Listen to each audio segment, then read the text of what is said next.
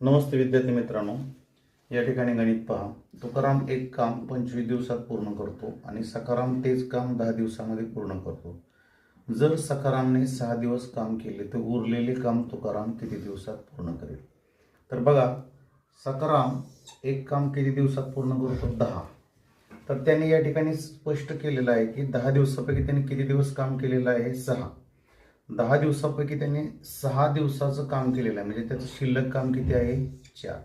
या ठिकाणी बघा, आपण लसावीनं काढताय, गणित सोडवतोय. 10 दिवसापैकी 6 दिवस काम केलेत, म्हणजे त्याचं शिल्लक काम किती आलं? 4/10. या 4/10ला तुकारामची काम करण्याची कॅपॅसिटी किती आहे बघा.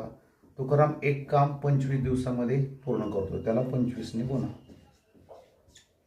5 दुनी 10, 5 5 25, बे 1 बे, बे दुनी 4, बे पंचे 10.